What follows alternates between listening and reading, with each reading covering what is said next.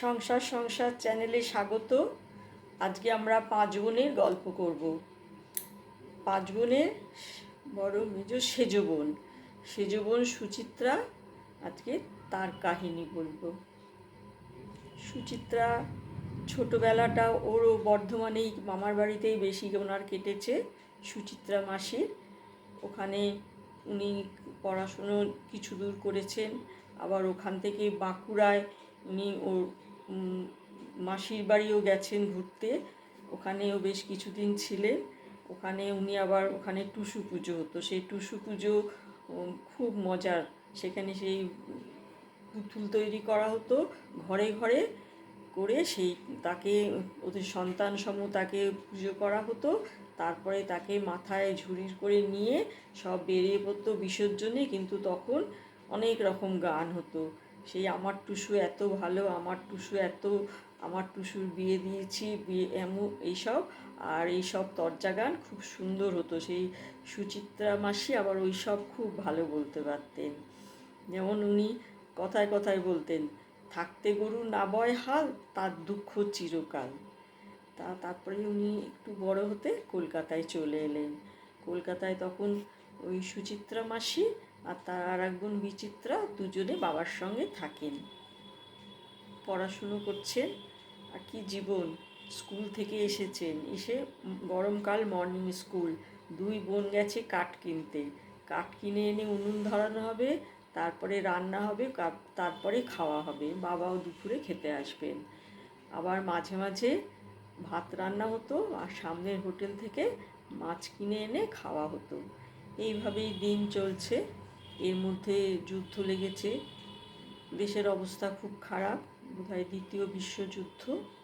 সেই সময় দুই বোনকে, তখন খুব বোমা পড়ার ভয় কলকাতায়, তখন দুই বোনকে পাঠিয়ে দেওয়া হলো কুষ্টিয়া, এক দূর সম্পর্কের আত্মীয়র বাড়ি।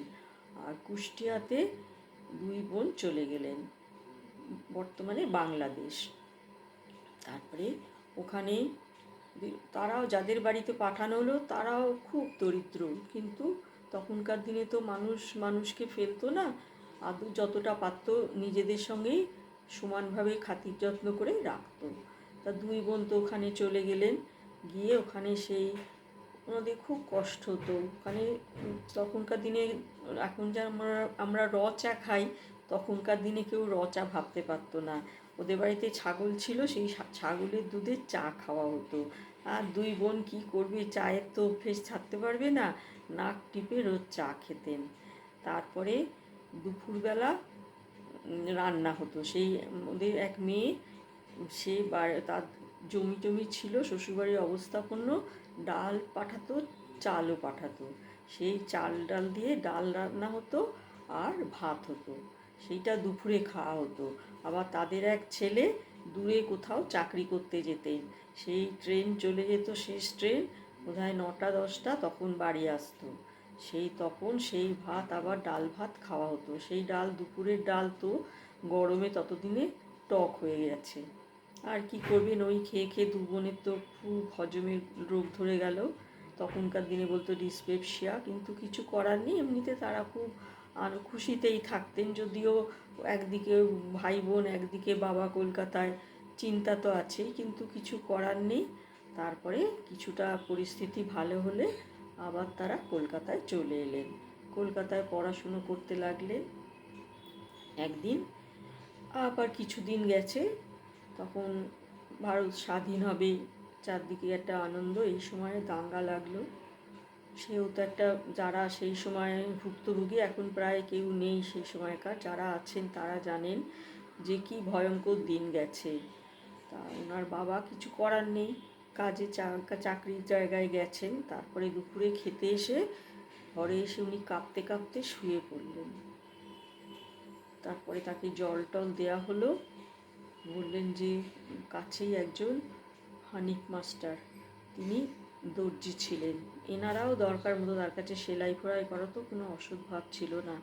তার সামনে তার গলা কেটে ফেলে দেওয়া হয়েছে, ওনাদের বাবার সামনে। সেইটা কি চোখে দেখে কেউ সহ্য করতে পারে? এই তো দাঙ্গার সময় যেরকম কত ঘটনা হয়েছে, বলার কথা নয়। যা হোক, এইভাবে দিন কাটছে। তারপরে দেশ স্বাধীন হলো, সে তো এক উৎসবের রাত্রির। তারপরে সুচিত্রাও ম্যাট্রিক পাশ করেছে, তার বিয়ে হয়ে গেল। সেই তাদের খুশি বোন, বড়দিদি, বাবা সবাই মিলে একটি সুপাত্র দিকে সরকারি চাকরি, ছোট পরিবার, তার বিয়ে দিয়ে দিলেন। তার জীবন একরকম গতিতে চলতে লাগলো। বিয়ের কিছুদিন পর তিনি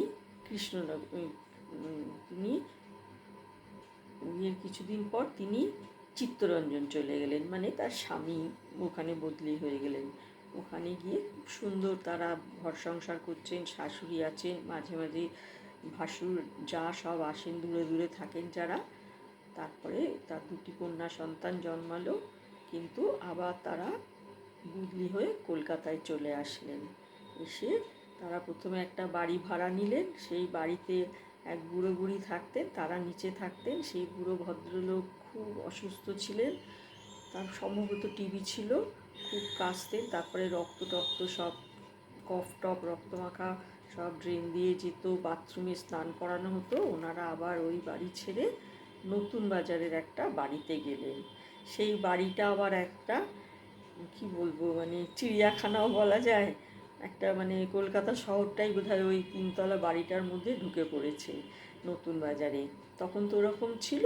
তো ওনারা একদিকে দুটো ঘর নিয়ে, একটা রান্নাঘর, একটা বাথরুম, দুটো পরিবার ব্যবহার করে এরকম পেয়েছিলেন ওনারা থাকতেন। আর উল্টো দিকে সেই নানা রকম পরিবার বাস করতেন। একদিকে ছিলেন এক ভদ্রলোক, তিনি কেমিস্ট, খুবই শিক্ষিত, কিন্তু তার অনেক ছেলে মেয়ে, সে এক ফ্যামিলি। আবার তখন সেই ছাদে একটা গঙ্গা জলের ট্যাঙ্ক থাকতো, আবার কলের একটা ভালো কলের জল আসতো। সেই সব নিয়েও তো ভাড়াটাদের মধ্যে অশান্তি হতোই।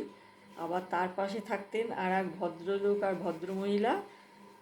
ভদ্রমহিলার পূর্বজীবন খুব ভালো ছিল না, ভদ্রলোকের সঙ্গে মানে বিবাহিত ছিলেন না, এখন লিভ টুগেদার করে, তারাও সেই লিভ টুগেদারেই থাকতেন। ভদ্রলোকের বউ ছিল দেশে, তিনি দেশেও যেতেন। আবার শাড়ি জামা কাপড় কিনলে এনার জন্যও কেনা হতো, তার জন্যও কেনা হতো।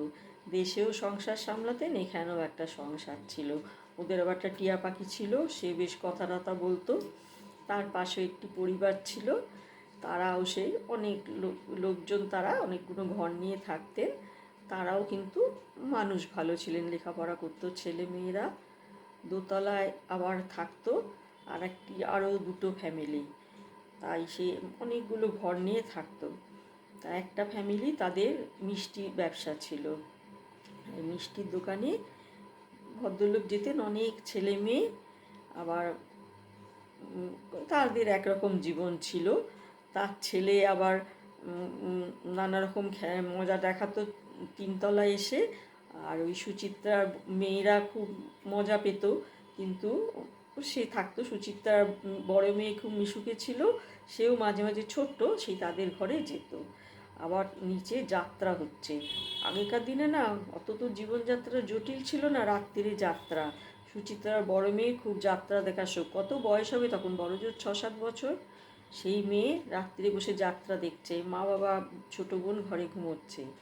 আবার কিছুক্ষণ পরে ক্লান্ত হয়ে গিয়ে ওই যাদের মিষ্টির দোকান, তারাও ঘর থেকে দেখছে, সেখানে বসে সে দেখছে।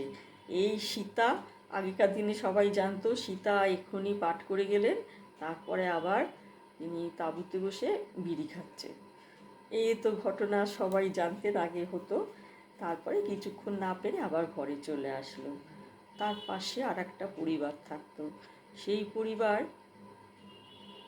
তার ভদ্রলোক ফিল্ম ডাইরেক্টর ছিলেন, চিত্র পরিচালক। তার একটি সুন্দরী স্ত্রী আর একটি সুন্দরী কন্যা ছিল। তারপরে হঠাৎ তিনি একটি মেয়েকে নিয়ে চলে আসলেন বাড়িতে, আর তাকে নিয়ে বাস করতেন। আর এই ভদ্রমহিলা পুরো দাসীর মতো তাদের সেবা যত্ন করত। রান্নাঘরে মেয়েটিকে নিয়ে রাত্রিরে রান্নাঘর পরিষ্কার করে শুতো, আর ভদ্রলোকের দাপট, ওই ভদ্রমহিলার দাপট সহ্য করত। তারপরে ভদ্রমহিলাকে দেশে বাপের বাড়িতে পাঠিয়ে দেওয়া হলো। সুচিত্রা সংসার করছেন আজ এই পর্যন্ত। আবার সুচিত্রার গল্প বলবো। এবার একটু কলকাতা শহরের ফুটপাতের ইতিহাস বলি। আমরা তো ফুটপাত এখন পাই না, তার জন্য তো আমাদের কত অসুবিধে হয়।